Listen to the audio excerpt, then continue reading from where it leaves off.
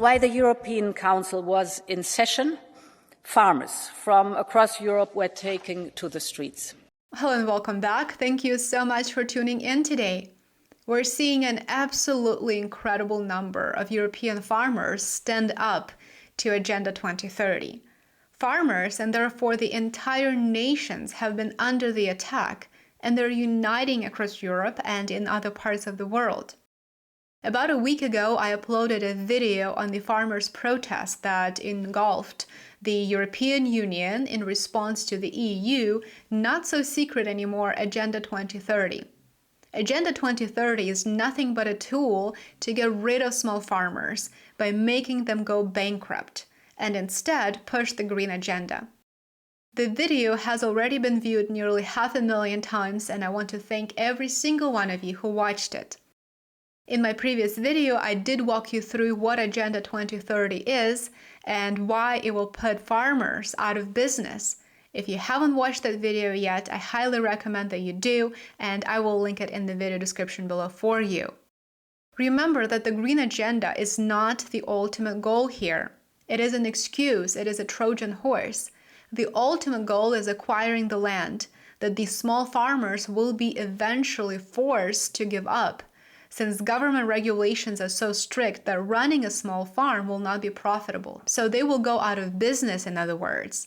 As the result, small farms will be replaced with large corporate producers. I would like to play a very, very important clip that will explain everything you need to know as far as the reasons why governments are launching strict green laws that are so detrimental to farming. The following clip is of John Kerry, where clear as day he says, look, in the name of climate change, we have to do something about farmers. They need to go out of business effectively. Take a look. Countries equal 80% of all the emissions. You solve the problem to start with by making sure all of those 20 countries are doing what they need to do. We have to pull them to the table and leverage further. So how do we get there? Well, the lesson I've learned in the last year is money, money, money, money, money, money, money. Agriculture contributes about 33% of all the emissions of the world, depending a little bit on how you count it, but it's anywhere from 26 to 33. And we can't get to net zero. We don't get this job done unless agriculture is front and center as part of the solution. But with a growing population on the planet, we just crossed the threshold of 8 billion fellow citizens around the world. We just crossed that in this last year. Emissions from the food system alone are projected to cause another 0.5 degree of warming by mid-century on the current course that we are today. As you can see here, countries in orange and red are the ones that have been protesting in Europe. The majority of Europe is standing up to Agenda 2030. Here are several most recent videos that were taken over the past several days. Take a look. Italian farmers here have reached Colosseum and are demanding to speak directly to the government. I wonder if Meloni responds.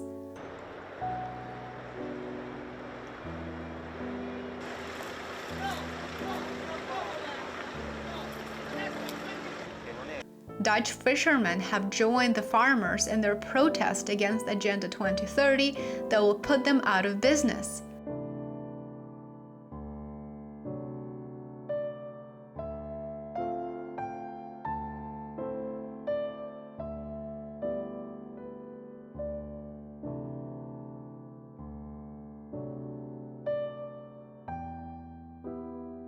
Here's Spain.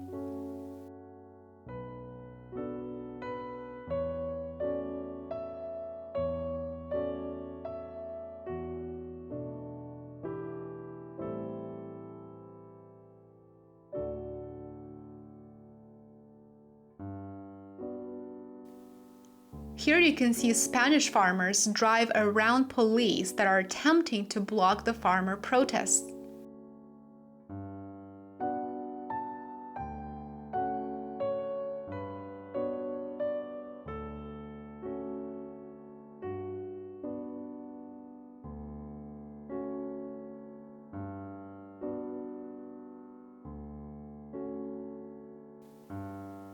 This is France.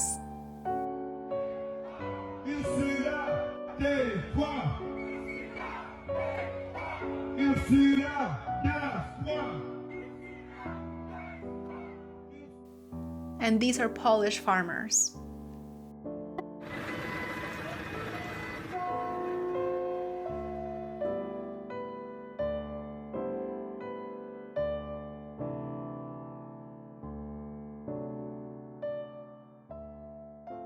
And here's what's going on in other parts of Europe this week. Great scenes here in Dublin. People fully support the agriculture sector. These are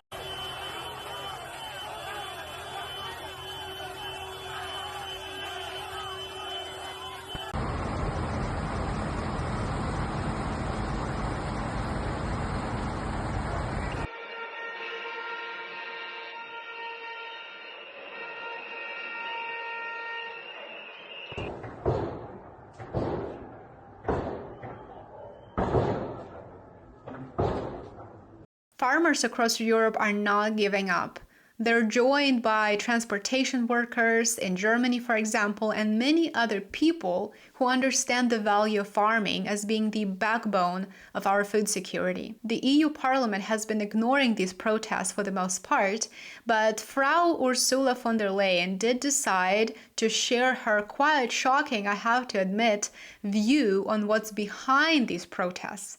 In a speech at the EU Parliament this week, which I will play for you in a minute, she argued that European farmers are not protesting against the rules and the laws that her government had implemented.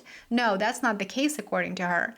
According to von der Leyen, European farmers are feeling the effects of climate change and the impact of the war in Ukraine, as well as the rising cost of energy and fertilizers. Of course, Frau von der Leyen did fail to clarify a tiny detail. Europe banned imports of Russian fertilizers and cheap energy, which ended up hurting their own farmers, who are now more desperate than ever before. Here's Ursula von der Leyen. Take a look. And of course, I count on your agreement.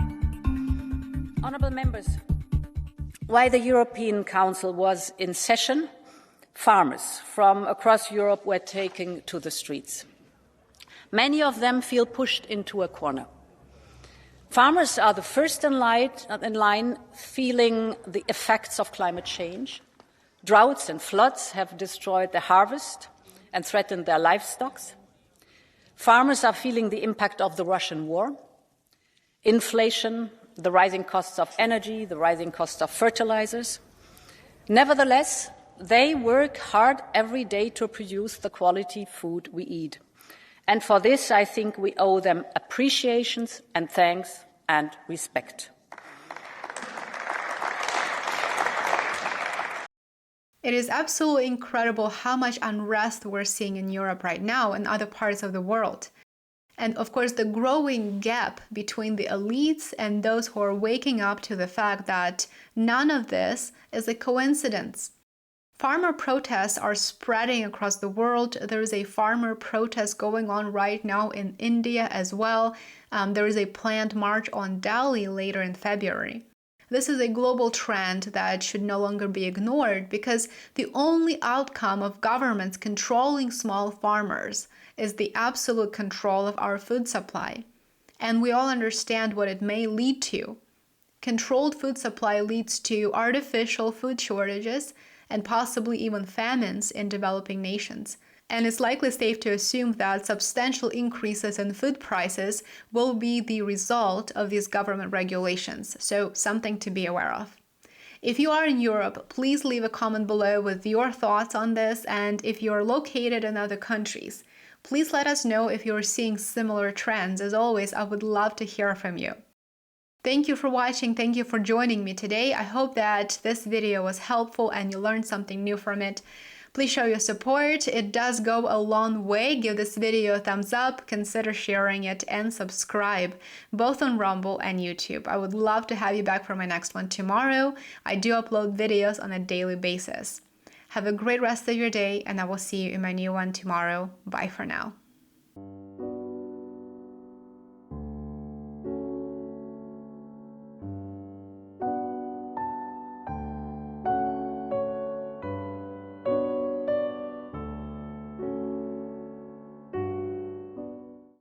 you.